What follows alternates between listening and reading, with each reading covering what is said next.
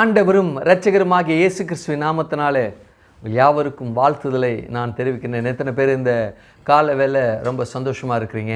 ஆமே, அல்லேலூயா.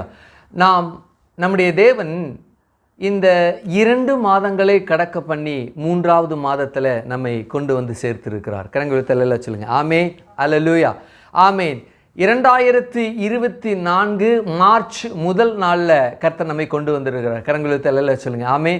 2 மாதங்களும் நம்மை வழிநடத்தின தேவன் இந்த 3வது நாளில் கர்த்தர் நம்மை வழிநடத்த, அவருடைய வார்த்தை நம்மோடு பயணிக்க, நம்மோடு அந்த வார்த்தை செயல்பட, கிரியை செய்ய கர்த்தராகிய தேவன் என்ன செய்கிறார்? காரியங்களை நடப்பிக்கிறார். என்ன கவனிங்க. ஆமே, அல்லேலூயா. அப்போது இந்த 2024 மார்ச் முதல் நாளில் ஏன் தேவன் நம்மோடு பேசணும் அப்படின்னா, அவர் பேசுகிறவர் ஆகையினால பேசுவார் இல்லையா? எந்த மனுஷன் பேசுகிறானோ அந்த மனிதன் என்ன செய்கிறான்? காரியத்தை நடப்பிக்கின்றான். எந்த மனிதன் காரியத்தை நடப்பிக்கின்றானோ அந்த மனிதன் ஏற்கனவே பேசினவைகளை அவன் நடப்பிக்கிறான். அப்படி தான் சொல்கிறாங்க. ஆமென், அல்லேலூயா. நம்முடைய தேவன் படைப்பின் காரணராயிருந்து படைத்த பொழுது அவர் முதல்ல என்ன செய்தார்? பேசினார். என்ன செய்தார்? பேசினார். என்ன செய்தார்? பேசினார். நமது சாயலின்படி நமது ரூபத்தின்படி மனுஷனை உண்டாக்குவோமாக அப்படின்னு சொல்லிட்டு தான் செய்தார். எதை செய்ய வேண்டுமோ அதை செய்வதற்கு முன்பாக தேவன் பேசுகிறவர். அப்படி என்றால் நம்முடைய இந்த வாழ்க்கையில் 2024 மார்ச் 1 நம்முடைய தேவனாகிய கர்த்தர் நம் மூலமாக நடப்பிக்கின்ற காரியத்தை நம் மூலமாக பேசிட்டு தான் அந்த காரியத்தை செய்கிறார். ஆமென், அல்லேலூயா. அதற்கு தான் ஊழியக்காரர் இருக்கிறாங்க, அதற்கு தான் வேதம் இருக்கிறது, அதற்கு தான் வாக்குத்தத்த வசனங்கள் இருக்கு. ஆமென், அல்லேலூயா. ஆனால் எதுக்கு இந்த வசனம், எதுக்கு இந்த வாக்குத்தத்தம் அப்படின்னா, இந்த வசனமும் வாக்குத்தத்தம் தன்னுடைய பிள்ளைகளோடு அவர் பேசுவதற்காக தான் இந்த வசனமும் வாக்குத்தத்தமும் இருக்கிறது தவிர இது தூதர்களுக்காக அல்லது மரித்தவர்களுக்காக அல்லது பரலோகத்தில் இருப்பவர்களுக்காக இல்லை. கரங்களை சொல்லுங்க. ஆமே. இந்த பூமியில் இருக்கின்றவர்களுக்காக. அப்போ மரித்த பரிசுத்தவான்களுக்கா? இல்லை. மரித்த பரிசுத்தவான்கள் தங்களுடைய ஓட்டத்தை முடிச்சுட்டு அவங்க போயிட்டாங்க, பரலோக ராஜ்யத்துக்கு போயிட்டாங்க, தேவன்கிட்ட போயிட்டாங்க. அப்போ இனிமே என்ன சம்பவிக்க போகிறது? இந்த வாழ்க்கையில், இந்த பயணத்தில், காலத்தில் தன்னுடைய பிள்ளைகளோடு அவர் என்ன பேச விரும்புகிறாரோ வாக்குத்தத்தத்தின் மூலமாக, வேதத்தின் மூலமாக தன்னுடைய பிள்ளைகளோடு, தன்னுடைய பிள்ளைகள் மூலமாக பேசுகிறார். ஆமென். ஏன் அப்படின்னா அவர் மாத்திரமே பேசுகிறவர், அவர் மாத்திரமே உலாவுகிறவர், அவர் மாத்திரமே காரியங்களை நடப்பிக்கின்றவர். அப்போ தேவனாகிய கர்த்தர் ஒரு காரியத்தை செய்கின்றார் என்றால், தேவனாகிய கர்த்தர் ஒரு காரியத்தை செய்வதற்கு முன் தன்னுடைய பிள்ளைகளுக்கு எந்த காரியத்தையும் தெரிவிக்காம செய்வது இல்லை, இல்லை, இல்லை. ஆமென், அல்லேலூயா. அப்போ 2024 முதல் நாளில் உட்கார்ந்துருக்கேன், மார்ச் மாதத்தில் உட்கார்ந்துருக்கேன் அப்படின்னா, என்னை கொண்டு அல்லது என் மூலமாக அல்லது இந்த உலகத்தில் என்ன சம்பவிக்க போகிறது, இந்த சம்பவிக்கிற காரியத்தின் மூலமாக தன்னுடைய பிள்ளைகளுக்கு அவர் எப்படி இருக்கிறார், எப்படி அந்த பிள்ளைகள் அந்த தேவனோடு பயணிக்கிறாங்க என்ற வார்த்தையை அவர்கள் அறிந்து கொள்ள வேண்டும் என்பது நாம விரும்புகிறோமோ இல்லை, நம்மை காட்டிலும் தேவன் அதிகமாய் விரும்புகிறார். கரங்களில் சொல்லுங்க. ஆமே. நம்மை காட்டிலும் நம்முடைய தேவன் அதிகமாய் ஆவல் உள்ளவரா, ரொம்ப வாஞ்ச உள்ளவரா, என் பிள்ளை நான் செய்யறத அவன் பார்க்கணும், தெரிஞ்சுக்கணும், எந்த பொருளும் மறை பொருளாக இருக்கக்கூடாது. ஆமென், அல்லேலூயா. ஆபிரகாமை அவர் பேசும் பொழுது, ஆபிரகாம் இந்த பூமியில் உள்ள வம்சங்கள் எல்லாம் அவனுக்குள் ஆசீர்வதிக்கப்படும் என்பதால் நான் என் பிள்ளையாகிய ஆபிரகாமுக்கு நான் மறைத்து எதுவும் செய்ய மாட்டேன் என்று சொல்லி தேவன் பேசிட்டு சொல்றார். என்ன சொன்னாரு? சோதம் கொமரை இருக்கு தம்பி, அது அழிய போகுது அப்படின்னு சொல்றார். அப்போ தன்னை நேசிக்கிற அல்லது தான் நேசிக்கின்ற பிள்ளைகிட்ட அவர் பேசி அவர்கள் வாழ்க்கையில் என்ன நடப்பிக்கப்பட வேண்டுமோ அதை அவர்களுக்கு தெரிவித்து தான் அதை செய்வதற்கு தேவன் பிரியமுள்ளவராக இருக்கிறார். கேட்டான ஆபிரகாம், ஏதாவது வந்திருக்கீங்க, நான் இருக்க சொன்னேன், உட்காந்தீங்க, சமைக்கிற வரைக்கும் காத்திருந்தீங்க, சாப்பிட்டீங்க, வயிறு முட்டை சாப்பிட்டீங்க, என்னத்துக்கு சாப்பிட்டீங்க, எதுக்கு வந்தீங்க, ஏதாவது ஒரு காரியத்தை நீங்கள் செய்கிறதா இருந்தால் ஏதாவது சொல்லுங்களேன், நான் கொஞ்சம் கேட்டுக்கிறேன் அப்படின்னா இல்லை. வந்தார், தேவன் என்று அறிந்தான், உட்கார சொன்னார், உட்காந்தாங்க, உட்காந்த உடனே மெல்லிய மாவையும் நல்ல கொளுத்த கன்றையும் என்ன செய்யுது, அடி அப்படின்னு சொல்லிட்டு வசனம் சீக்கிரமாக இருக்குது. ஒரு கன்றை அடித்து ரத்தத்தை கீழே விட்டு அதை தோலை உரித்து துண்டமாக வெட்டி மெல்லிய மாவை எடுத்து அதை மறுபடியும் சுட்டு அது கொடுக்குறது எவ்வளோ ப்ராசஸ், எவ்வளோ நேரம் இருக்குமா? அமைதியாக இருந்தார். செய் தம்பி, நான் இருக்கிறேன். 2 மணி நேரம் 3 மணி நேரம் ஆயிருக்குமா? ஆயிருக்கலாம். இப்போ தான் என்ன வந்துருச்சு, மிக்சி வந்துருச்சு, ஃபுட் ப்ராசஸர் வந்துருச்சு, குக்கிங்க்கு கேஸ் எல்லாம் வந்துருச்சு, துரிதமாய் செய்வதற்கு நிறைய எக்யூப்மெண்ட்ஸ்லாம் வந்துருச்சு அறிவியல் முன்னேற்றத்தின் மூலம். அந்த காலத்தில் அப்படியா? இல்லை. அப்போது பொறுமையாக இருந்து சாப்பிட்டாங்க. சாப்பிட்டுட்டு பாய் பாய் நான் போயிட்டு வரேன் அப்படின்னு சொல்லி போயிருந்திருக்கான். ஆனால் தேவன் போகவில்லை. தான் செய்ய போகிற காரியத்தை நான் மறைக்க மாட்டேன்னு சொல்லி ஆபிரகாமுக்கு அதை தெரிவித்தார். ஆபிரகாமுக்கு அதை பேசினார், தெரிவிக்கப்பட்டது அவனுக்கு. ஆமென். இந்த 2024 இந்த மார்ச் 1ஆம் தேதியில் நம்மோடு பயணிக்க, நம் மூலமாக தேவன் காரியத்தை செய்வதற்கு ஆண்டவராய் கர்த்தர் வார்த்தையை கொடுத்திருக்கிறார். அது என்ன வார்த்தை என்றால், வாசிங்க யோவேல் 2ஆம் அதிகாரம் 18ஆம் வசனம் வாசிங்க. இந்த மாசத்துல மார்ச் மாதம் 1 தேதி 2024 தேவன் தன்னுடைய பிள்ளைகளுக்கு பேசுகிற வாக்குத்தத்த வார்த்தை என்னவென்றால், யோவேல் 2:18 வாசிங்க. அப்பொழுது கர்த்தர் இப்படி வாசிங்க, தமது தேசத்திற்காக வைராக்கியம் கொண்டு தமது ஜனத்தை கடாட்சிப்பார். கண்களை மூடுவோம். நேசிக்கின்ற எங்கள் பரலோக பிதாவே, குமாரனாகிய நாமத்தில் நம்முடைய சமூகத்தில் வருகிறோம். கர்த்தாவே, உங்கள் பிள்ளைகளாகிய எங்களோடு உறவாடும்படி, இந்த வார்த்தைகள் இந்த மாதம் முழுவதும் பயணிக்கும்படி இந்த வார்த்தையை எங்களுக்கு கொடுத்து, கர்த்தராகிய தேவன் ஆண்டவரே எங்களோடு பயணிப்பதற்காக நமக்கு நன்றி செலுத்துகிறோம். இந்த வார்த்தைகள் மூலமாக கர்த்தாவே நீர் வைத்திருக்கிற காரியங்களை அறிந்து கொள்ள எங்கள் மனதை, எங்கள் சிந்தனையை, எங்கள் யோசனை எப்பொழுது இந்த வசனத்துக்கு நேராக திறந்திருக்க கர்த்தர் உதவி செய்யுங்க. தொடர்ந்து நடத்துங்க. இந்த மாதம் முழுவதும், இந்த வருஷம் முழுவதும், ஜீவிய நாட்கள் முழுவதும் நன்மையான காரியங்கள் மாத்திரம் பயணிக்க கர்த்தர் இந்த வார்த்தையை கொண்டு எங்களோடு வருவதற்காக நாங்கள் நன்றி செலுத்துவோம். கரத்தில் ஒப்பு கொடுக்குறோம். ஆசீர்வதிங்க, பலப்படுத்துங்க, காத்துக்கொள்ளுங்க. நன்மையினால முடிச்சுட்டுங்க. இயேசுவின் நாமத்தில் ஜெபிக்கிறோம் ஜீவனுள்ள நல்ல பிதாவே. ஆமே ஆமே. நான் மறுபடியும் உங்களுக்காக நான் வாசிக்கட்டும். யோவேல் 2:18. அப்பொழுது கர்த்தர் தமது தேசத்திற்காக வைராக்கியம் கொண்டு தமது ஜனத்தை கடாட்சிப்பார். ஆமேன். கரங்களை உயர்த்தி சொல்லுங்க. ஆமேன். இங்கே சொல்லப்பட்டிருக்கு 2 விஷயம் இல்லை, 3 விஷயம் இங்கே சொல்லப்பட்டிருக்கு. 3 காரியங்கள் சொல்லப்பட்டிருக்கு. என்னது அப்படின்னா என்ன கவனிங்க. அப்பொழுது என்று ஒரு வார்த்தை வருகிறது. அடுத்தது கர்த்தர் தமது தேசத்திற்காக வைராக்கியம் என்று சொல்லப்பட்டிருக்கிறது. 3வது தமது ஜனத்தை கடாட்சிப்பார் என்ற 3 விஷயம் சொல்லப்பட்டிருக்கு. என்ன கவனிங்க. ஆமென். அல்லேலூயா.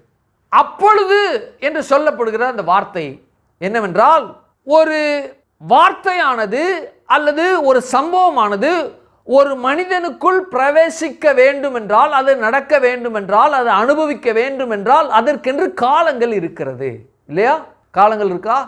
நம்ம சின்ன பிள்ளைங்களா இருக்கிறாங்க, ஒரு 2 வயசு 3 வயசு பிள்ளைங்க இருக்கிறாங்க, 10 வயசில் இருக்கிறாங்க, 18 வயசில் இருக்கிறாங்க, 22 வயசில் இருக்கிறாங்க. அப்போது 22 வயசு அப்படின்ன உடனே அல்லது 24 வயசு அப்படின்ன உடனே பெண் பிள்ளையாக இருந்தால் என்ன செய்வாங்க? அந்த பெண் பிள்ளையை பார்த்து என்ன காரியத்துக்காக பேசுவாங்க? என்ன காரியத்துக்காக பேசுவாங்க? பெண் பிள்ளை இருந்தால் என்ன பிள்ளைக்கு பேசுவாங்க?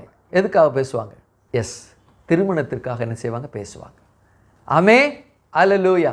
அந்த திருமணத்திற்காக 24 வயசு 25 வயசு மதிக்கத்தக்க பெண்ணுகிட்ட பேசுறது போல ஒரு 7 வயசு பெண்ணுகிட்ட பேச மாட்டாங்க இல்லையா?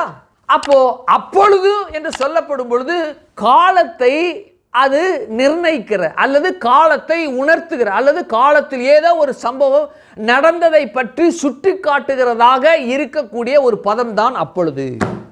ஆமே. அல்லேலூயா. அப்போ தேவனாகிய கர்த்தர் இங்கே அப்பொழுது கர்த்தர் தமது ஜனத்திற்காக வைராக்கியம் கொண்டு என்று சொல்லப்பட்டிருக்கு. இந்த யோவேல் 2:18 கர்த்தர் தமது ஜனத்திற்காக வைராக்கியம் கொண்டு ஆரம்பிச்சிருக்கலாம், தமது ஜனத்தை கடாட்சிப்பார் என்று ஆரம்பித்திருக்கலாம். ஆனால் ஒரு இடைச்செருகள் போல, இன்டர்லூட் போல, அப்பொழுது என்ற வார்த்தை சொல்லப்படும் பொழுது, அப்பொழுது என்று சொல்லப்படுகிற அந்த வார்த்தைக்கு பின்பாக ஏதோ ஒரு சம்பவம், ஏதோ ஒரு நிகழ்வு நடந்து இருக்கிறது. அந்த நிகழ்வு நடந்தது பற்றி பேசக்கூடிய வார்த்தை தான் அப்பொழுது.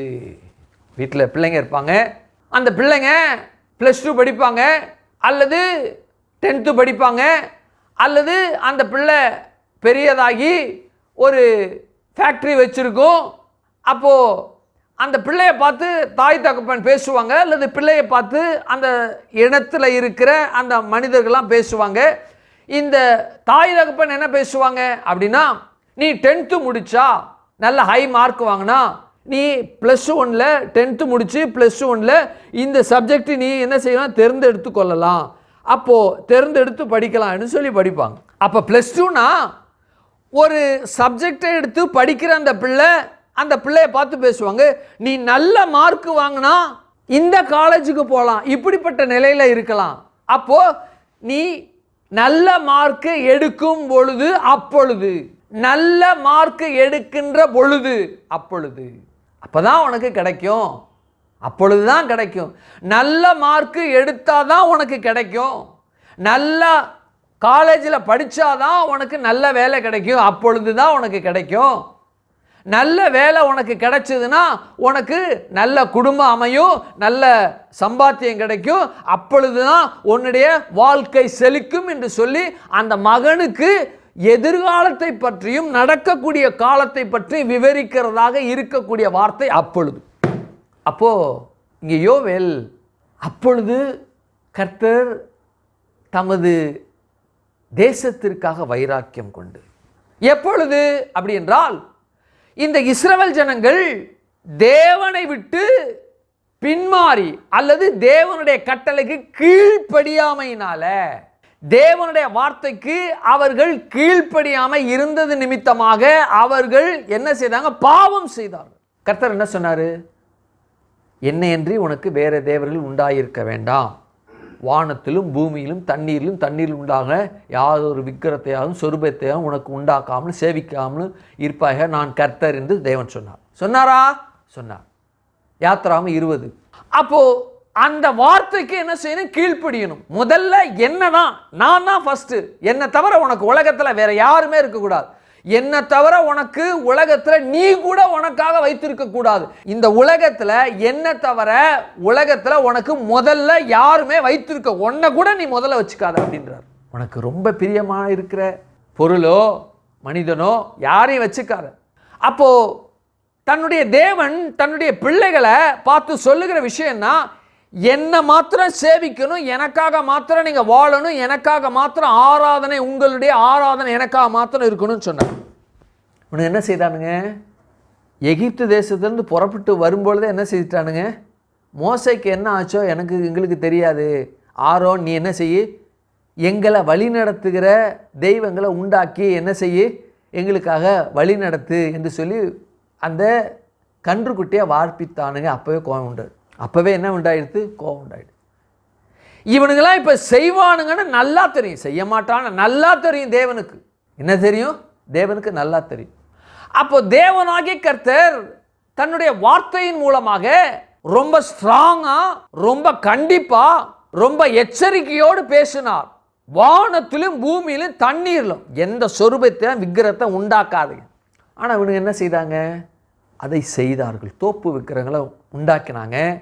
பெலிஸ்தியர்களை, அம்மோனியர்கள், மோவாபியர்கள் தெய்வங்களை என்ன செய்தாங்க, வணங்க ஆரம்பித்தாங்க. எப்படி இவனுக்கு மனசு வந்தது என்று தெரியல. ஜீவனுள்ள தேவன் முகமுகமாய் தேவனுடைய சத்தத்தை கேட்ட எந்த கடவுளும் தன்னை வணங்குகிற பிள்ளைகளுக்கு சத்தத்தை எழுப்புனதா ஒன்றுமே கிடையாது. இவனுங்களா வேணா சொல்லிக்கலாம் கடவுள் சத்தம் கேட்டுச்சு அப்படின்னு, கிடையவே கிடையாது. வேதத்தில் தேவன் பேசினது போல் உலகத்தில் எந்த தேவனும் முகமுகமாய் தன்னுடைய பிள்ளைகளோடு தன்னுடைய ஊழியக்காரரோடு பேசின தெய்வம் இந்த உலகத்தில் இல்லை இல்லை இல்லை. என்னது, கிடையவே கிடையாது. அப்படிப்பட்ட தேவனை பார்த்துட்டு அப்படிப்பட்ட தேவனுக்கு ஆராதனை செய்து அப்படிப்பட்ட தேவனுடைய வழி நடத்தலாம் தன்னுடைய வாழ்க்கையில் அனுபவித்தாங்க. ஏதோ புக்கில் எழுதின வரிகள் அல்ல, புக்கில் எழுதப்பட்ட வார்த்தை இல்லை, புக்கில் எழுதப்பட்ட ஏதோ ஒரு சரித்திர சான்று அல்ல, தன்னுடைய வாழ்க்கையில் ஒவ்வொரு நாளும் அனுபவித்தார்கள். தீர்க்கதரிசிகள் மூலமாக தேவனுடைய வார்த்தை வந்தது, அதை அனுபவித்தார்கள். நியாயாதிபதிகள் புத்தகத்தில் பார்த்தீங்க அப்படின்னா, இவனுங்க பொல்லாப்பு செய்திருப்பானுங்க, தேவனுக்கு கீழ்ப்படியாமல் இருந்திருப்பானுங்க. தேவன் இவர்களை விட்டுருவார், கைவிட்டுருவார். கைவிட்ட உடனே பெலிஸ்தேர் வருவானுங்க, மோவாபியர் வருவானுங்க, அம்மோனியர் வருவானுங்க, எல்லாம் துவம்சம் பண்ணி அழைச்சிட்டு போயிடுவானுங்க, கூப்பிட்டு போயிடுவானுங்க. அங்கே போய் அடிமையாக இருப்பானுங்க. ஐயோ இப்படி அடிமையாக வந்துட்டோமே கர்த்தரே அப்படின்னு தேடுவாங்க.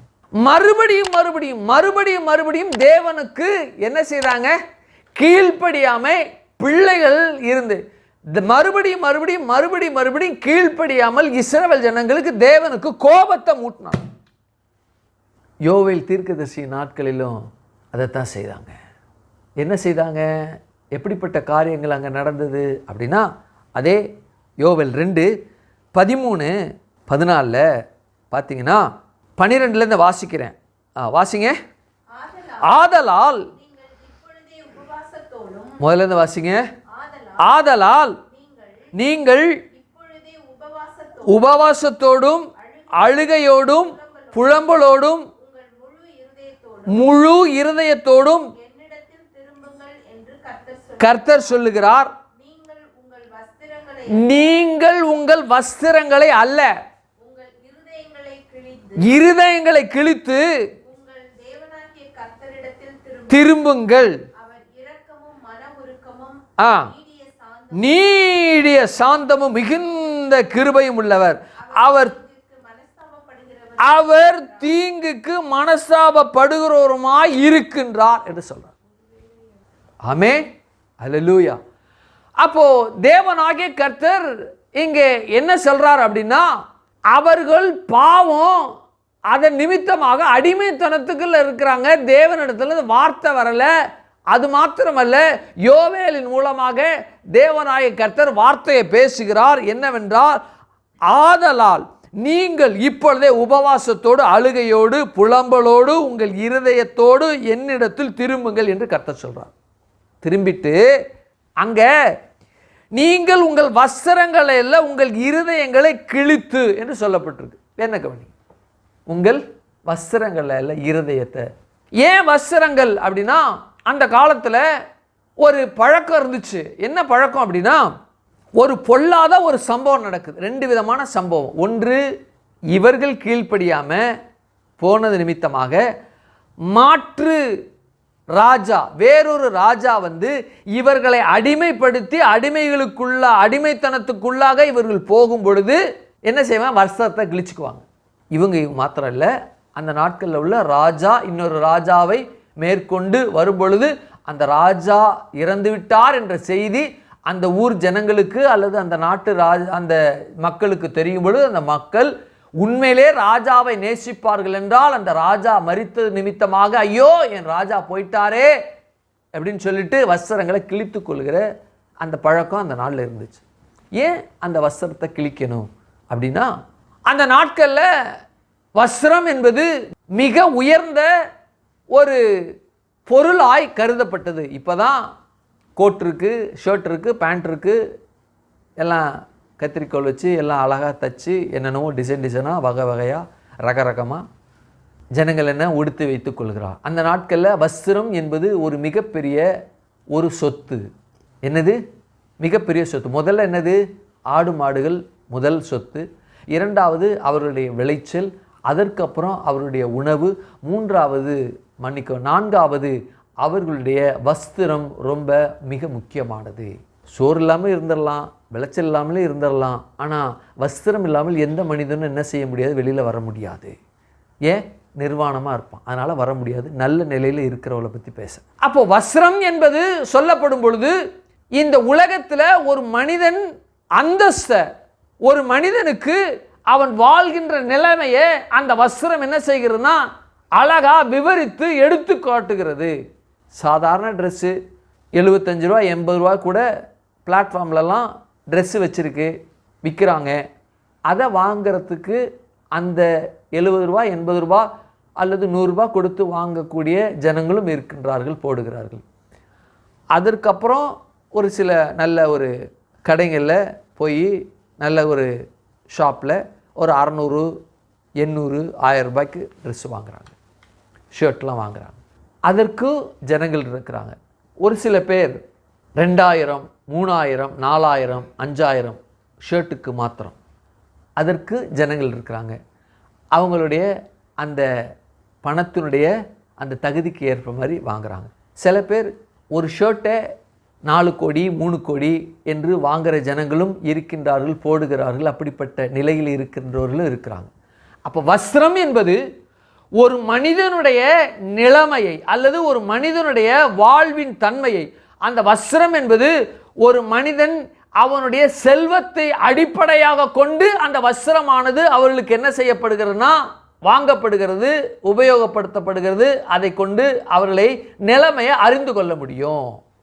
நல்லா தங்கத்திலே கோட்டு, அந்த இலைகள்லாம் தங்கத்திலே இருக்குது அப்படின்னா அவர் இவர் இப்படிப்பட்டவர். ஒரு நல்ல பிராண்டட், பேர் சொல்ல விரும்பலை, நல்ல பிராண்டட் ஒரு கோட்டு போட்டிருக்கா அப்படின்னா இவர் இந்த கோட்டு போடுறாரா, 7 லட்சம் 8 லட்சம்லாம் கோட்டெலாம் இருக்குது, இவர் தான் ரெகுலராக அது போடுறாரா, இவர் இந்த மனுஷர். 10,000, 12,000, 15,000 அப்படின்ற கோட்டு இருக்குது, அதை வாங்கிறதுக்கு வாங்கி போடுகிற ஜனங்கள் இருக்காங்க. சில பேர் கோட்டே போடாமல் நல்ல ஷர்ட்லாம் போடுறாங்க அதுக்கு கீழே. அப்போது ஒரு மனிதனுடைய அந்த நிலைமையை பற்றி ஆராய அல்லது அந்த மனிதனுடைய வாழ்வின் தன்மையை பற்றி விளக்கக்கூடியது வஸ்திரம். இன்னும் சொல்லப்போனால் வஸ்திரம் என்பது அந்த மனிதனுக்கு மிக மிக இன்றியமையாதது. அவன் வைத்திருக்கின்ற இந்த வாழ்நாளில் இந்த பூமியில் இருக்கக்கூடிய அந்த நிலையில் இருக்கக்கூடிய அந்த மனுஷன் 4வது மிகப்பெரிய பங்கு வகிக்கிறது என்னவென்றால் வஸ்திரம். இதை யாருக்கும் என்ன செய்ய மாட்டாங்க, விட்டு கொடுக்க மாட்டாங்க, அது ஒன்றும் செய்ய மாட்டாங்க. சரி, அப்போ இந்த வஸ்திரம் அதை பற்றி பார்க்கும் பொழுது இவர் சொல்கிறாங்க, வஸ்திரத்தை கிழிக்கிறது அப்படிங்கிறது ரொம்ப பயங்கரமான விஷயம்.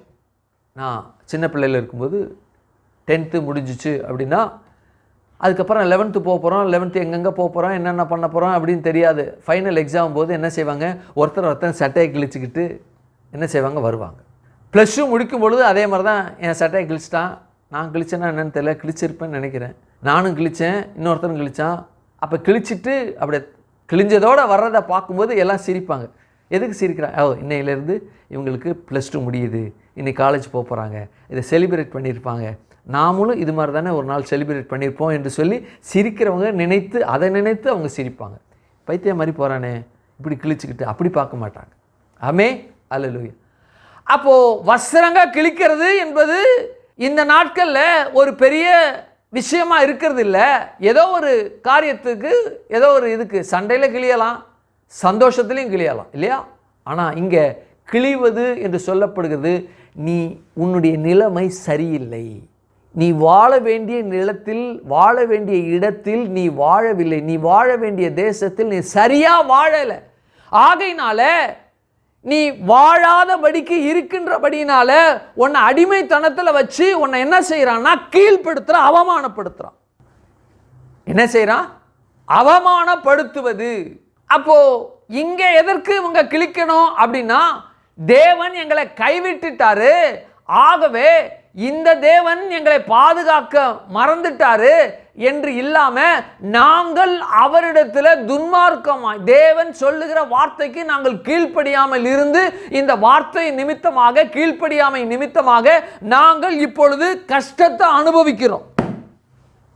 இஸ்ரவேல் ஜனத்தில் அவங்க வரலாற்றை எடுத்து பார்க்கும்போது ஆபிரகாமை விடுங்க, அதற்கு அப்புறம் இஸ்ரவேல் ஜனங்கள் எப்போ யோசேப்பு எகிப்து தேசத்துக்கு உள்ள கடந்து சென்றானோ அப்பொழுதே அந்த கிழிக்கிற பழக்கம், வஸ்திரத்தை கிழிக்கிற பழக்கம் வந்துருச்சு. ஒவ்வொரு காலகட்டத்திலையும் ஏதாவது ஒரு சம்பவம் வந்தால் ஒரு டர்ருன்னு கிழிக்கிறது தான் அவங்களுக்கு வேலை. அப்போது தேவன் எங்களை விட்டுட்டாரு, எங்களை கைவிட்டுட்டாரு, நாங்கள் பாவம் செய்வது நிமித்தமாக, கீழ்ப்படியாமை நிமித்தமாக தேவன் எங்களை கைவிட்டுட்டாரு என்று நினைத்த பொழுது, தேவனே எங்களை காப்பாற்றுங்க அப்படின்ட்டு நிறைய பேர் போலியாக கிழிச்சுக்கிட்டானுங்க. என்ன செய்தானுங்க, போலியாக கிழிச்சிட்டானுங்க. கர்த்தருக்கு தெரியாதா? நீ கிழிக்கிறது, டேய் உண்மையிலே கிழிக்கிறியா? இப்போதைக்கு அடிபடுறோம், பாதிக்கப்படுறோம், துன்பத்தை அனுபவிக்கிறோம், நிந்தையை அனுபவிக்கிறோம், பொல்லாப்பை அனுபவிக்கிறோம். அதுக்காக இந்த இந்த நிந்தையிலிருந்து, இந்த அவமானத்திலிருந்து விடுபடுவதற்காக நீ கிழிக்கிற என்று தேவனுக்கு தெரியும். ஒவ்வொருத்தன் கிழிக்கிற கிளியும் ஒரே பஞ்சா பறக்குது. எத்தனை தடவை பறந்துருக்கும், எத்தனை தடவை இஸ்ரவேல் ஜனத்துடைய வாழ்க்கையில் அந்த பஞ்சு, அந்த நூல்லாம் பறந்துருக்கும். தேவனுக்கு தெரியாதா? நீ கிழிச்சதெல்லாம் போதும், நீ வஸ்திரத்தை கிழிச்சிட்டு உன் இருதயம் என்ன இருக்குது? எனக்கு விரோதமாக இருக்குது. எப்படி இருக்கு? வஸ்திரத்தை நீ கிழிக்கிற, ஆனால் உண்மையாக உன் மனம் திரும்பி வஸ்திரத்தை கிழிச்ச என்றால் வஸ்திரம் கிழிப்பதற்கான அர்த்தம் இருக்கு. ஆனால் இருதயம் கல்லா இருக்கு. போலித்தனமாக என்ன செய்கிற? வஸ்திரத்தை எனக்கு முன்பாக எல்லாரும் பார்ப்பதற்காக எனக்கு முன்பாக நீ வஸ்திரத்தை வந்து கிழிக்கிற. வடவாடே, வஸ்திரத்தை கிழிக்க வேண்டியது வஸ்திரம் அல்ல, உன் இருதயம் என்று சொல்கிறான். இருதயம் என்று சொல்கிறான். அடுத்தது அழுகை என்று சொல்லப்பட்டிருக்கிறது. எல்லாருக்கும் தெரியும், அழுகைனா ரியலாக அழுகிறது இருக்குது, நாடகத்துக்காக அழுகிறது இருக்குது, அந்த நேரத்தில் அந்த காரியம் நடப்பிப்பதற்காக அழுகிற நடிப்பின் அழுகையும் இருக்குது. நாடக அழுகைன்னா பணத்துக்காக யாரையாவது ஒருத்தர் வச்சு அழுக வச்சுக்கலாம். அந்த நாட்கள்லாம் ஒப்பாரி வைப்பதற்கென்று பெண்களை அழைத்து வந்து ஒப்பாரி ஒப்பாரி வைப்பதற்காக காசு கொடுத்துலாம் என்ன செய்தாங்க? ஒப்பாரி வைத்து அழுகுவாங்க. ஐயோ இவர் ராஜா, இவர் இப்படி இருந்தார், இவர் இந்த பண்ணார், இது கட்டி பிடிச்சி அழுவாங்க. சபம் எடுத்துகிட்டு போன பிறகு ஆளுக்கு 500 ரூபா வாங்கிக்கோ, இல்லை 50 ரூபா வாங்கிக்கோ, 100 ரூபா வாங்கிக்கோ அப்படின்னு சொல்லிட்டு கொடுத்துருவாங்க. அவங்க கண்ணை தரிச்சு அப்படின்ட்டு உனக்கு எவ்வளோ கொடுத்தாங்க, எனக்கு உனக்கு எவ்வளோ கொடுத்தாங்க. இது என்னது? அழுகை. இது பணத்துக்காக, கூலிக்காக அழுகிறது, வாடகைக்காக அழுகிறது. இன்னொரு அழுகை இருக்குது. அது என்னன்னா, அந்த நேரத்தில் காரியம் சாதிப்பதற்காக நீலி கண்ணீர் அப்படிம்பாங்க. நீலி கண்ணீர் அப்படிம்பாங்க. அந்த நேரத்துக்கு காரியம் சாதிப்பதற்காக, காரியத்தை வாங்குவதற்காக, காரியத்தை இதற்காக. இன்னொரு அழுகை இருக்குது. உண்மையிலே மனம் கசந்து. யாரு? பேதுரு 3 தடவை சேவல் கூவிற்று, 3வது தடவை கூவும்போது மனம் கசந்து. எந்த மனிதன் தன் பாவ செயலுக்காக உண்மையாக அவன் வருத்தப்படுகிறானோ, அந்த வருத்தப்படுகிற வருத்தமே அவனுக்கு கண்ணீரை வரவழைச்சிருங்க. இது நடிக்கணும்னு அவசியம் கிடையாது. வாடகைக்கு யாரும் வந்து எனக்காக அழுங்கப்பான்னு சொல்ல வேண்டிய அவசியம் கிடையாது. எந்த மனிதன் தன் தவற்றை முழுவதுமாக இருதயத்தில் ஆழத்தில் உணர்கிறானோ, அந்த உணர்கிற மனுஷன் தெரிந்து கண்ணீர் தன்னால் மழையாக வந்துடும். இருதயத்தை கிழிக்கல, வஸ்திரத்தை கிழிக்கிற காரியம் நடைபெறுவதற்காக நீ அழுகை என்ன செய்கிற?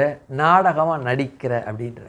அப்போ உண்மையிலே உனக்கு விடுதலை வேணும் அப்படின்னா உங்கள் முழு இருதயத்தோடும் என்னிடத்தில் திரும்புங்கள் என்று கர்த்தர் சொல்லுகிறார் என்று சொல்லப்பட்டு. என்ன செய்கிறார் கர்த்தர்? இந்த கர்த்தர் சொல்லுகிறார் என்று சொல்லப்பட்டு இந்த கர்த்தர் எப்படிப்பட்டவர், எந்த நிலையில் இருக்கின்றவர் அப்படின்னா பாருங்க, 2:13 கடைசியில் அவர் இரக்கமும் மன உருக்கமும் நீடிய சாந்தமும் மிகுந்த கிருபையும் உள்ளவர், அவர் தீங்குக்கு மனஸ்தாபப்படுகிறவர். என்ன தீங்கு? தன்னை விட்டு தூரம் போனாங்க, தன்னை வணங்கல. ஐயோ நான் இப்படி போயிட்டனே, ஜீவனுள்ள தேவனை வழிபடாம, நான் வணங்காம, தொழுது கொள்ளாம, பலி செலுத்தாம, அவர் நியமனங்களை, கட்டளைகளை, கற்பனைகளை, 10 கட்டளைகளை எனக்கு கொடுத்திருக்க, அதெல்லாம் நான் கடைபிடிக்காம, நான் உண்டாக்கின புறஜாதிகள் உண்டாக்கின இந்த தெய்வத்தை வணங்கிட்டனே, இது நான் வணங்கல நாள்ல இருந்து அப்படியே தான் முழிச்சுக்கிட்டு இருக்கு. நான் வணங்கல நாள்ல இருந்து அப்படியே தான் பார்த்துக்கிட்டு இருக்கு. நான் வணங்கல நாளிலிருந்து கையை அப்படியே தான் வச்சுக்கிட்டு இருக்கு, கையை அசைக்கவே இல்லை. நான் வணங்கல நாளிலிருந்து காதிற்கு அது கேட்டதா எனக்கு தெரியவே இல்லை. இந்த வணங்கல நாளிலிருந்து வாய் இருக்கு, மூக்கு இருக்கு, அந்த வாய் பேசவில்லை, நாசி சுவாசிக்கவும் இல்லை, அப்படியே நிற்கிது. நாம தாண்டா தூக்கிட்டு போறோம். ஆனா என் தேவன் சுவாசிக்கிறவர், பேசுகிறவர், என்னோட நடக்கிறவர், என்னுடைய கூடாரத்துக்குள்ள உலாவுகிற தேவன். அவரை விட்டுட்டனே, ஐயோ எவ்வளவு பாதகமான காரியத்தை நான் செய்துட்டேன் என்று உள்ளார்ந்து நினைத்து மனம் கசந்து. அப்ப மனம் கசந்து என்று சொல்லப்படும் பொழுது இதெல்லாம் யோசிக்கணும். யோசித்தால் மாத்திரமே இப்படிப்பட்ட காரியங்களை நடைபெறும். அப்படிப்பட்ட காரியங்களை தேவன் என்ன செய்வார்? உணர்த்துவார். என்னோடு நடந்தார், என் முற்பிதாக்களோடு மேக ஸ்தம்பமாக பகல்லையும் இரவில் அக்னி ஸ்தம்பமாக நடந்தார், எவ்வளவோ அற்புதங்கள்லாம் செய்தார், அதிசயமான காரியங்கள்லாம் செய்தார். நான் வணங்கல நாளிலிருந்து இதோ நிற்கிறே, புறஜாதி வணங்கின அந்த தெய்வம் அது காரியத்தெல்லாம் செய்யவே இல்லையே என்று உணர்வே இல்லாமல் இருந்தாங்க. மனஸ்தாபப்படு. எதில் மனஸ்தாபம்? உயிருள்ள தேவனுக்கும் உயிரற்ற தேவனுக்கும் இருக்கின்ற வித்தியாசத்தை அறிந்து, ஜீவனுள்ள தேவன் என்னை எப்படி நடத்தினார், எப்படி பாதுகாத்தார், எப்படி என்னோடு பயணித்தார், அவருடைய ஆசீர்வாதத்தை நான் எப்படி சாப்பிட்டேன், அது அனுபவம் எப்படி என்று நீ உணர்ந்து கொள். இப்பொழுது வணங்கி கொண்டிருக்கிற அந்த தேவன் உனது பயணித்ததா, ஆசீர்வதித்ததா, பாதுகாத்ததா என்றால் இல்லை. அதை உணரு முதல்ல அப்படிங்கிற. அப்ப நீ தீங்கு செஞ்ச, மனஸ்தாபப்படு. என்ன செய்ய? மனஸ்தாபப்படு. அப்போ தேவனாகிய கர்த்தர் தன்னுடைய பிள்ளைகள் அவர் செய்த நல்ல கிரியைகளை நினைத்து பார்க்க வேண்டும் என்று சொல்லி அவர் விரும்புகிறார். கரங்களை தள்ளல சொல்லுங்க. ஆமென், அல்லேலூயா. பாருங்க, இந்த இஸ்ரவேல் ஜனங்கள் அவருடைய வாழ்க்கை எப்படி இருந்துச்சு அப்படின்னா, 2:17 கர்த்தரின் பணிவிடைக்காரனாகிய ஆசாரியரில் மண்டபத்துக்கும் பலிபீடத்துக்கும் நடுவாக அழுது, கர்த்தாவே, நீர் உமது ஜனத்தை தப்பவிட்டு புறஜாதிகள் அவர்களை பழிக்கும் நிந்தைக்கும் உமது சுதந்திரத்தை ஒப்புக்கொடாதிரும். உங்கள் தேவன் எங்கே என்று புறஜாதிகளுக்குள்ளே சொல்லப்படுவானேன் என்பார்களாக. என்ன கவனிங்க, சொல்றாங்க, இப்போ வந்துட்டீங்களா, என்கிட்ட மாட்டிக்கிட்டீங்கள, நல்லா வேணும். ஏதோ தெய்வம் தெய்வம்னு, கர்த்தர் கர்த்தர்னு, உன்னோடு பயணிக்கிறார் அப்படி இப்படின்னு இவனுங்க போட்டு அடின்னு அடிக்கும் பொழுது, நிந்தை செய்யும் பொழுது, துன்பப்படுத்தும் பொழுது, எங்கே அவங்க கர்த்தர், எங்கே அவங்க கர்த்தர் என்று அவர்கள் கேட்டு பழி சொல்ல இவங்க பேரில் அவங்க சொல்வானேன், அவங்க சொல்கிறாங்க என்று சொல்லி அங்கே சொல்கிறாங்க. அப்போ தான் சொல்கிறது, அப்பொழுது, எப்பொழுது? இருதயத்தை கிழிச்சு, வஸ்திரத்தை அல்ல, இருதயத்தை கிழிச்சு நிந்தை என்ன என்று அறிந்து, அவர்கள் பொல்லாப்பி நிமித்தமாக அவர்கள் போன காரியத்தை உணர்ந்து, நம்முடைய தேவன் இரக்கமும் மிகுந்த கிருபையும் மீடிய சாந்தமும் மனஸ்தாபப்படுகிற, தீங்குக்கு மனஸ்தாபப்படுகிற தேவன் என்று உணருங்க முதல்ல. அந்த நிலையில தேவனாகி கர்த்தர் அந்த யோவேலை பார்த்து சொல்றாரு, தமது தேசத்திற்காக வைராக்கியம் கொண்டு. ஆமே. அப்பொழுது, எப்பொழுது? தேவனத்தில் திரும்பும் பொழுது. இது பழைய ஏற்பாட்டு காலத்தில் இருக்கக்கூடிய இஸ்ரவேல் ஜனங்கள். ஆனால் புதிய ஏற்பாட்டில் இஸ்ரவேல் ஜனங்கள் யார் என்றால் நாம். அப்போ பழைய ஏற்பாட்டு காலத்தில் இஸ்ரவேல் ஜனங்கள் இருந்தது போல நான் இருந்தேங்க. பழைய ஏற்பாட்டு காலத்தில் இஸ்ரவேல் ஜனங்கள் இருந்தது போல ஆவிக்குரிய சபையில் இருக்கக்கூடிய, இன்றும் தொழுது கொண்டு இதை பார்த்து கொண்டு இருக்கிற ஜனங்களாக நீங்களும் அப்படிதான் இருந்தீங்க. எங்களுடைய சபையிலும் இந்த இருக்காங்களே ஜனங்கள் அப்படிதான் இருக்காங்க, அப்படிதான் இருந்தாங்க. இஸ்ரவேல் ஜனம் என்று பெயரிடப்படாமல் இருக்கலாம். அநேகர் புறஜாதி மார்க்கத்திலிருந்து ஜீவனுள்ள தேவனை தெரிந்து கொண்டு இருக்கலாம். அப்போ புறஜாதி மார்க்கத்தில் இருந்த பொழுது ஜீவனுள்ள தேவனை தெரிந்து கொள்ளாமல் தொழுது கொள்ளாமல் இருந்த அந்த காரியம் இஸ்ரவேல் ஜனங்கள் அன்று செய்ததுக்கு காரியத்தை சமம். இப்போ வஸ்திரத்தை நாம கிழிச்சு இல்ல, இருதயத்தை கிழித்து, நான் எந்த நிந்தையில் இருக்கிறேன், என் பாவத்தை கழுவதற்கு இந்த பூமியில் எந்த கடவுளும் இல்லை. ஆகவே நான் பார்த்த கடவுள், நான் அறிந்த கடவுள், நான் அனுபவித்த கடவுள் எனக்கு இந்த பாவத்திலிருந்து விடுதலை கொடுக்கவில்லை. ஆகவே இயேசுவே, நீர் ஒருவர் மாத்திரமே என்னுடைய பாவத்தை கழுவ உம்மால் முடியும். எனக்காக பாடுபட்டீர், எனக்காக ரத்தம் சிந்தினீர், எனக்காக மரித்தீர், எனக்காக 3ஆம் நாள் உயிர் தெழுந்தீர். ஆகவே உம்மை நான் நம்புகிறேன், உம்முடைய ரத்தத்தினால என்னை கழுவுங்க என்று சொல்லி இருதயத்தை கிழித்து அவர்த்துல வந்தோம்.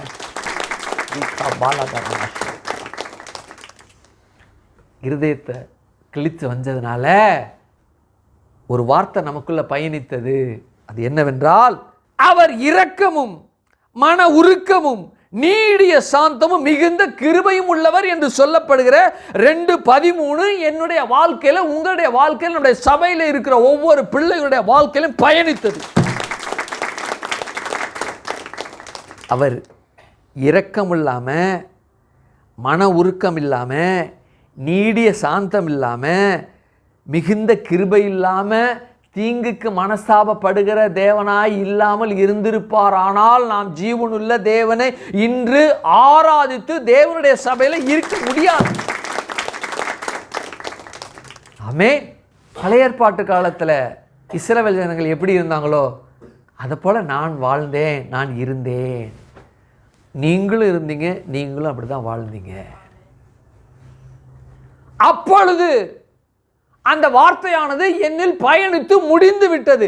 இப்பொழுது என்று சொல்லப்படுகிற அப்பொழுதுக்கு அப்புறம் இப்பொழுது என்னவென்றால், நான் ஜீவனுள்ள தேவனுடைய குமாரனாகிய கிறிஸ்துவுடைய பிள்ளை. ஆமென். கரங்களை தலையில சொல்லுங்க. ஆமென். அல்லேலூயா. அவருடைய பிள்ளையா நான் இருக்கிறபடினால, அவருடைய பிள்ளையாய் அவர் என்னை ஏற்றுக்கொண்டபடியினால, தமது தேசத்திற்காக வைராக்கியம் கொண்டு என்று சொல்லப்பட்டு, முதல்ல அப்பொழுது பார்த்தோம். இப்போ வைராக்கியம், தமது தேசத்திற்காக வைராக்கியம் கொண்டு தமது ஜனத்தை கடாட்சிப்பார். 2 வார்த்தையை பார்க்க போறோம். அப்பொழுது என்று நிலைமை மாறி, நான் தேவனுடைய ஜீவனுள்ள தேவனுடைய குமாரனாகிய கிறிஸ்துவுடைய இரத்தத்தினால கழுவப்பட்டு அவருடைய பிள்ளையா இருக்கேன். இப்பொழுது என்னன்னா, இந்த 2024 மார்ச் மாதம் 1 தேதியிலே தேவனாகிய கர்த்தர் நம்மோடு பயணிக்கிற, நம்மோடு காரியத்தை செய்யப்படுகிற முதல் காரியம் என்னவென்றால், தமது தேசத்திற்காக வைராக்கியம் கொண்டு. ஏன் இது ரொம்ப அவசியம் அப்படின்னா, அவருடைய இரத்தத்தினால கழுவப்பட்டோம். நான் இப்ப பரிசுத்தவானா இருக்கிறேன், நான் இப்ப நீதிமானா இருக்கிறேன். பரிசுத்தவானும் நீதிமானுமாய் இருக்கிற எனக்குள்ள அல்லது எனக்கு தேவனாகிய கர்த்தர் என்ன செய்கிறார் என்றால், தம்முடைய ஜனத்தை ஆசீர்வதிப்பது அவருக்கு என்னது பிரியம். இஸ்ரவேலை ஆசீர்வதிப்பதே கர்த்தருக்கு பிரியம். என்னாகும் 24:1. ஆமென். அல்லேலூயா. அப்போ தேவனாகிய கர்த்தர் ஆசீர்வாதத்தில் மிகப்பெரிய ஆசீர்வாதம் என்னவென்றால், தன்னுடைய ஜனங்கள் இருக்கின்ற இடம் ஆசீர்வதிக்கப்பட வேண்டும். ஆமென். அல்லேலூயா. இரத்தத்தினால கழுவிட்டாரு, நான் நீதிமானா இருக்கிறேன், பரிசுத்தவானா இருக்கிறேன். எப்படியோ தட்டு தடுமாறி, முட்டி மோதி, அல்லது உருண்டு பரண்டு ஏதாவது குட்டிக்கரணம் போட்டு பரலம் வந்து சேர்ப்பா, அவ்வளோதான், என் வேலை முடிஞ்சிடுச்சு, நீ பரலம் வர்றதான் வேலை, ஆகையினால எப்படியோ இருந்துட்டு போ அப்படின்னு சொல்லுவாரானால் அவர் தேவன் அல்ல. தான் பிள்ளைகளுடைய இருப்பிடத்தை, தேசத்தை, இருப்பிடத்தை அவர் ஆசீர்வதிக்கப்பட வேண்டும். அவருடைய வீட்டை ஆசீர்வதிக்கப்படும், அவருடைய வேலையை ஆசீர்வதிக்கப்படும், அவருடைய தொழில் ஆசீர்வதிக்கப்படும். அவர்கள் விவசாயிகளாக இருப்பார்கள், நிலத்தை ஆசீர்வதிக்கப்படும். அவருடைய ஃபேக்டரி வச்சிருப்பார்கள் என்றால் அந்த ஃபேக்டரி, அந்த தொழிற்சாலை ஆசீர்வதிக்கப்பட வேண்டும். ஏனென்றால் அவர் தன்னுடைய இரத்தத்தின் மூலமாக பிசாசு களவாடினவைகளை கொடுத்தே ஆகணும். தான் தன்னுடைய பிள்ளைகிட்ட அவர் திருப்பி கொடுத்தே ஆகணும். பிசாசு எதை களவாடுனா, எதை திருடுனா? திருட்டு பையன். தேவன் வைத்திருக்கிற ஆசீர்வாதத்தை பிசாசானவன் திருடினான், கொள்ளையடித்தான். பிசாசு ஒண்ணுமே கிடையாதுங்க. செல்வம் கிடையாது, ஆசீர்வாதம் கிடையாது, சாபம், வறுமை, ஏழ்மை, அதுதான் அவன்கிட்ட இருக்கு. அதை கொடுத்திருந்தான். அப்போ ரட்சிப்பின் மூலமாக தேவன் சுகத்தையும் பலத்தையும் ஆசீர்வாதத்தையும் செழிப்பையும் கொடுத்துட்டார். அப்போ கொடுத்த அவர் தன்னுடைய பிள்ளைகள் அதில் வாழ வேண்டும் என்பதில் ரொம்ப வைராக்கியம் உள்ளவராக இருக்கிறார். 2024 மார்ச் 1ஆம் தேதியில் ஒரு வைராக்கியம் அவருக்கு இருக்கு. என் பிள்ளை இருக்கிற இடம் ஆசீர்வாதமாக மாத்திரமே இருக்க வேண்டும். பணி செய்கிற இடமா இருக்கட்டும், தொழிற்சாலையாக இருக்கட்டும், கையிட்டு செய்கிற வேலைகளாக இருக்கட்டும், எந்த நிலமாக இருக்கட்டும், அவன் கால் வைக்கின்ற இடம் அவனுக்கு ஆசீர்வாதமாக மாத்திரமே இருக்க வேண்டும் என்று சொல்லி தேவன் வைராக்கியமாக இருக்கிறார். மறந்துடாதீங்க. ஏன்னா வைராக்கியமாய் முன்பு இல்லை, ஏன்னா அவருடைய பிள்ளையா இல்லை. இஸ்ரவேல் ஜனங்கள் இருந்தது போல, இஸ்ரவேல் ஜனங்கள் இருந்தது போல நான் இருந்தேன். இப்போ இஸ்ரவேல் ஜனங்கள் தேவனுடைய அந்த பிள்ளையா இருக்கிறபடினா, ஆவிக்குரிய பிள்ளையா இருக்கிறபடினால அவர் எனக்காக வைராக்கியங்கள், நான் இருக்கிற இடம் ஆசீர்வதிக்கப்பட்டு தான் ஆகும். தேசத்திற்கு இல்லையா? தேசம் நான் இருக்கிற இடம் ஆசீர்வாதமாக இருக்கணுங்க. வீடாக இருக்கலாம், அல்லது அந்த ஸ்ட்ரீட்டாக இருக்கலாம், தெருவாக இருக்கலாம், அல்லது அந்த தேவனுடைய பிள்ளையை சுற்றி இருக்கிற சமுதாயமாக இருக்கலாம், அல்லது அந்த தேவனுடைய பிள்ளை இருக்கிற தேசமாக இருக்க. என் நிமித்தம் நல்லா கவனிச்சுங்க, ஒரு மிகப்பெரிய ஒரு சூட்சமத்தை நான் சொல்கிறேன். இன்றைக்கு மழை பெய்கிறது, இன்றைக்கு இந்த தேசம் ஆசீர்வதிக்கப்படுகிறது என்றால் ஜீவனில் தேவனுடைய இரத்தத்தினால கழுவப்பட்ட பிள்ளைகள் நிமித்தமாக தான் தேசத்தில் மழை பெய்கிறது, தேசம் ஆசீர்வதிக்கப்படுகிறதே தவிர வேறு எதனாலும் இல்லை. ஏன்? என் பிள்ளை நல்லா இருக்கணும், என் பிள்ளை சந்தோஷமாக இருக்கணும், என் பிள்ளை செழிப்பாக இருக்கணும் என்பதற்காக தேவன் இந்த பூமியை, இந்தியாவின் மேலே ஆசீர்வாதத்தை கொடுத்திருக்கிறார். இந்த ஆசீர்வாதம் தன்னுடைய பிள்ளைகளுக்கு கொடுத்து அந்த பிள்ளைகள் வாழ வேண்டும் என்பதற்காக தேவனாகிய கர்த்தர் பெரிய நெட்வொர்க் வச்சிருக்கிறார். என் பிள்ளை ஆசீர்வாதமாக இருப்பதற்காக என்னை அறியாத ஜனமும் என் பிள்ளைகிட்ட ஆசீர்வாதத்தை கொண்டு கொடுக்கணும்னு அறியாத ஜனங்களையும் ஆசீர்வதிக்கிறார்கள். மறுபடியும் சொல்கிறேன், என் பிள்ளை சுகமாக இருக்கணும், ஆசீர்வாதமாக இருக்கும், அவர் வைராக்கியம் கொண்டு இருக்கிறபடினால தன்னுடைய பிள்ளை இல்லாமல் தன்னை அறிந்திருக்கிறாத பிள்ளையும் தேவன் ஆசீர்வாதத்தை கொடுக்கிறார். இன்னொரு தடவை சொல்கிறேன், என் பிள்ளை நல்லா இருக்கணும் அப்படிங்கிறதுக்காக என் பிள்ளை அல்லாதவர்களும் நல்லா இருக்க வேண்டும் என்பதற்காக தேவனாகிய கர்த்தர் ஆசீர்வாதத்தை, மழையை, செழிப்பை, பாதுகாப்பை இந்த தேசத்துக்கு கொடுக்கிறார். அது எப்படி பாஸ்டர் நீங்கள் சொல்ல முடியும்? ஆமாம், ஊரார் பிள்ளையை ஊட்டி வளர்த்தா தன் பிள்ளை தானே வளரும் அப்படிங்கிறாங்க இல்லையா? அதுபோல் இன்னொன்று வேதத்தின்படியே சொல்கிறேன், உலக பழமொழி மடி அல்ல, வேதத்தின்படியே சொல்கிறேன், நல்லோர் மேலும் தீயோர் மேலும் மழையை வர்ஷிக்கப்படுகிறார். யார் நல்லோர்? அவருடைய பிள்ளைகள், இரத்தத்தினால கழுவப்பட்டவர். இரத்தத்தினால கழுவப்பட்ட பிள்ளைகள் சந்தோஷமாய் சமாதானமாய் பொருள் ஈட்டி அவர்கள் சுகமாய் இருப்பதற்காக தீயோர் மேலேயும் அதே மழையை, அதே ஆசீர்வாதத்தை கொடுக்கிறார். ஏன்? என் பிள்ளை நல்லா இருக்கணும். அப்படிப்பட்ட காரியத்தில் அவர் வைராக்கியமாய் இருக்கிறார், என் இயேசு வைராக்கியமாய் இருக்கிறார். 2024 மார்ச் 1 அடுத்தது சொல்லப்பட்டிருக்கு, தமது ஜனத்தை கடாட்சிப்பார் என்று சொல்லப்பட்டிருக்கு. நமக்கு இதுவரைக்கும் தேவனை அறியாததுக்கு முன்பாக இருந்த கடாட்சம் வேறு, தேவனை அறிந்த பிறகு இருக்கின்ற கடாட்சம் வேறு. அதாவது ஒரு மனிதனுடைய ஆசீர்வாதம் அந்த மனிதனுடைய செயல்பாட்டில், கிரியையில் என்ன செய்யப்பட்டதுன்னா இருந்தது இயேசுவை அறியாததற்கு முன்பாக. அது எப்படி இருந்தது? கஷ்டப்படணும், வேதனைப்படணும், அதுக்கான ரொம்ப திறனை, மூளையை, உடல் வலிமையை செலுத்தி அதற்கான காரியங்களை பெறணும். எப்போ? இயேசுவை ஏற்றுக்கொள்வதற்கு. இயேசுவை ஏற்றுக்கொண்ட பிறகு அந்த மனிதனுக்குள்ள இனம் புரியாத சக்தி, இனம் புரியாத வல்லமை தேவன் அந்த பிள்ளைக்கு கொடுக்கிறார். என்னது என்றால், அவர் என்னுடைய தேவன், நான் அவருடைய பிள்ளை என்கிற ஒரு காரியம், ஒரு தன்மை. ரட்சித்தது இல்லையா? அந்த இரத்தம் என்னை ரட்சித்த, என்னை கழுவுதன் மூலமாக அந்த இரத்தமானது எனக்குள்ளே கிரியை செய்து கொண்டிருக்க, நான் வெற்றியோடு மாத்திரமே வாழுவேன், ஜெயத்தோடு மாத்திரமே வாழுவேன், எதை செய்தாலும் எனக்கு மாத்திரமே வெற்றி கிடைக்கும் என்ற இரத்தம் எனக்கு மேலிருந்து, எனக்குள்ளிருந்து, எனக்கு ஊடாக அது பேசிக்கொண்டிருக்கு. இது ரட்சிக்கப்படுவதற்கு முன்பாக இருந்த உடல் வலிமை, மன வலிமை, அனுபவத்தை காட்டிலும் இது வித்தியாசமானது.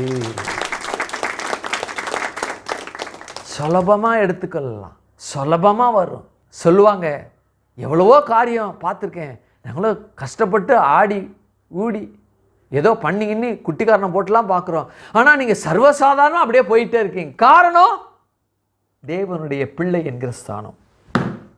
இந்த 2024 மார்ச் 1 கர்த்தர் தமது தேசத்திற்காக வைராக்கியம் கொண்டு தமது ஜனத்தை கடாட்சிக்கிற அந்த காரியம் எனக்குள்ள இந்த நாளில் பயணித்து கொண்டிருக்கிறது. ஆகவே இரத்தத்தினால் கழுவப்பட்ட ஒரு ஜனம் இருக்குது. அந்த ஜனம் இந்த தேசத்தில் வறுமையில், தண்ணி இல்லாமல், வேதனையில், கஷ்டத்தில், நோயோடு அதோடு இருக்கின்றா அந்த இடம் ஆசீர்வதிக்கப்பட்ட இடமா? சாபத்தின் இடம். தேசத்திற்காக வைராக்கியம் எதற்கு என்றால், என் பிள்ளை இருக்குது, என் பிள்ளைக்கு அந்த இடத்துல சுகமாக இருக்கணும், என் பிள்ளை இருக்குது அந்த இடத்துல நல்லா இருக்கணும். எந்த தாயின் தகப்பனாவது தன்னுடைய பிள்ளை அமெரிக்கா போகிறான், அங்கே நல்லா போய் கஷ்டப்படணும், அங்கே போய் அடிபடணும், எல்லா நிந்தையும் அனுபவிக்கணும், இவன் என்ன தான் செஞ்சாலும் அதே நிலையில் தான் இருக்கணும் என்று யாராவது நினைப்பாங்களா? நினைக்க மாட்டான். வீடு கட்டினா நாம் வீடு கட்டுற இந்த வீடை காட்டிலும், நாம் இருக்கிற இந்த வீட்டை காட்டிலும் அவனுக்காக கட்டப்படுகிற வீடு ரொம்ப சஃபிஸ்டிகேட்டட், ரொம்ப சுகமாக இருக்கணும். எப்படி இருக்கணும்? ரொம்ப சுகமாக இருக்கணும் என்று சொல்லி சாதாரண மனிதனே விரும்பும் பொழுது வானத்தையும் பூமியும் உண்டாக்கி அவர் உயிரை கொடுத்து இரத்தத்தை கொடுத்து மீட்ட எவ்வளோ வைராக்கியம், எவ்வளோ வைராக்கியம்.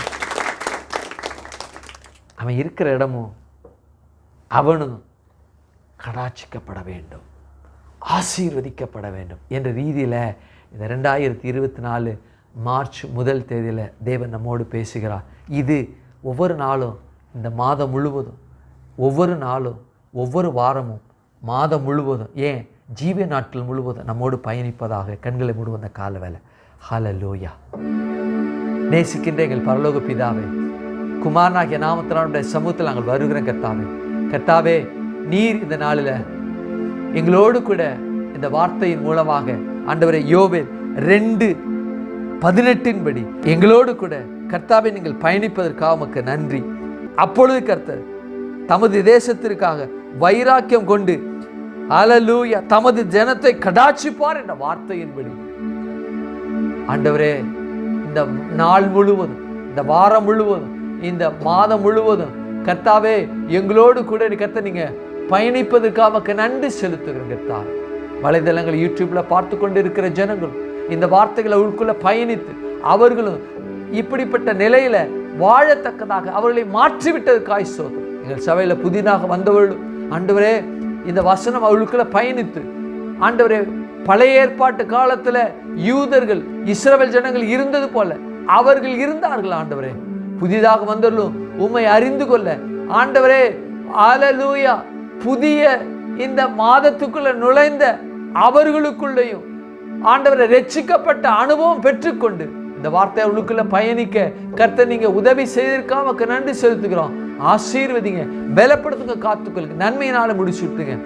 இயேசுவின் நாமத்தில் ஜெபிக்கிறோம் ஆண்டவரே, ஜீவனில் நல்ல பிதா. விசேஷமாக ஆண்டவரே இந்த நாளில் மருத்துவமனையில் என் தேவனாகிய கர்த்தர் ஹல்லேலூயா அவர்களை பார்ப்பதற்காய் ஸ்தோத்திரம். மரண படுக்கையில், வியாதி படுக்கையில் இருக்கிற ஜனங்களும் ஆண்டவரை உம்மை அறிந்து கொள்ள கர்த்தர் நீங்க கிருபை செய்தமைக்காமக்கு ஸ்தோத்திரம். ஆண்டவர் அவர்களும் சுகத்தை பெற்றுக்கொண்டு என் தேவன் என்னை விடுதலை செய்தார், கர்த்தர் எனக்கு விடுதலை செய்தார் என்று அவர்கள் சொல்லத்தக்கதாக நீ அவர்களுக்குள் சுகத்தை கட்டளையிட்டமைக்காமக்கு நன்றி செலுத்துகிறான். கரத்தில் ஒப்புக்கிறோம். ஆசீர்வதிங்க, பலப்படுத்துங்க, காத்துக்கொள்ளுங்க, நன்மையினால முடிச்சு விட்டுங்க. இயேசுவின் நாமத்தில் ஜெபிக்கிறோம் ஜீவனில் நல்ல பிதாவே. ஆமே ஆமே. ஒரு பாடலை பாடும் பொழுது ஆண்டவருக்கு நாம் காணிக்கை செலுத்துவோம். ஆமே. ஹல்லேலூயா.